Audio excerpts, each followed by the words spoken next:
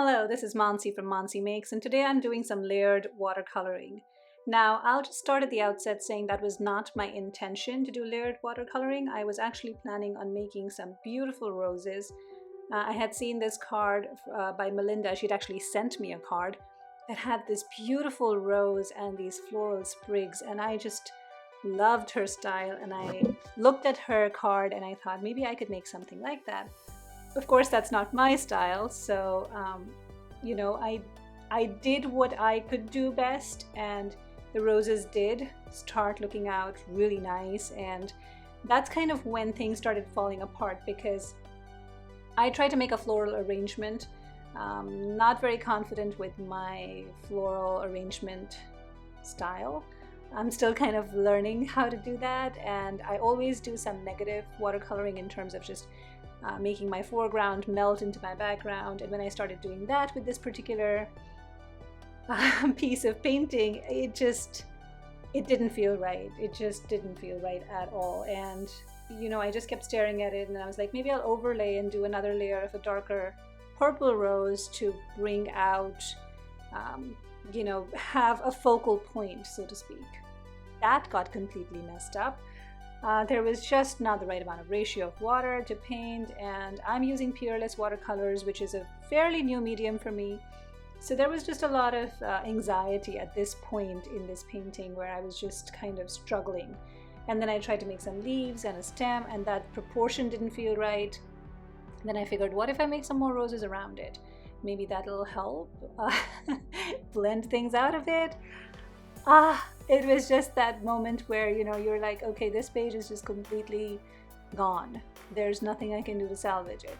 No splatters, no amount of blending, no nothing will rescue it. And I could have gone and picked up my acrylic inks and tried to do something with those, because they tend to layer really well on top of watercolors. But then I just picked some white gouache, and I thought, you know what, I'll just see if this helps. And as I was painting that white rose and doing it in my style, there was something about it. There was something about the phoenix rising, so to speak.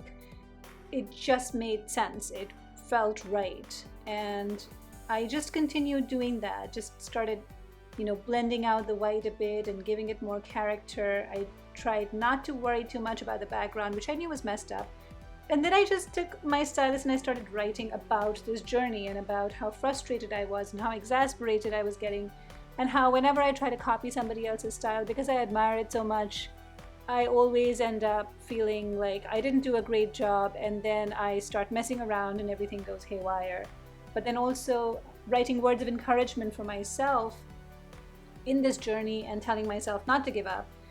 And that's what I'm doing right now when I'm adding more white, and as I'm adding more layers and shading into that white rose. I was just feeling this sense of hope and upliftment, and it was just amazing how suddenly I felt that this page was getting transformed and coming into a life of its own and being more me. It felt much more authentic to the kind of paintings I do.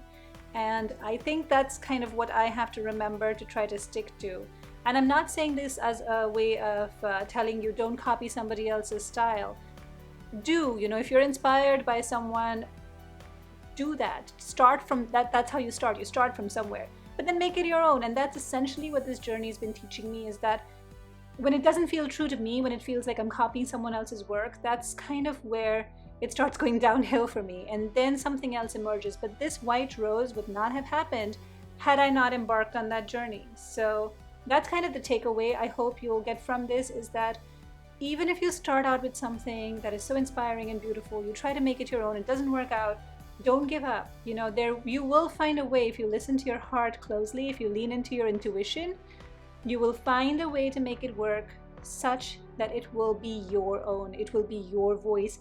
It will be your identity, your personality. It'll all be you on a page.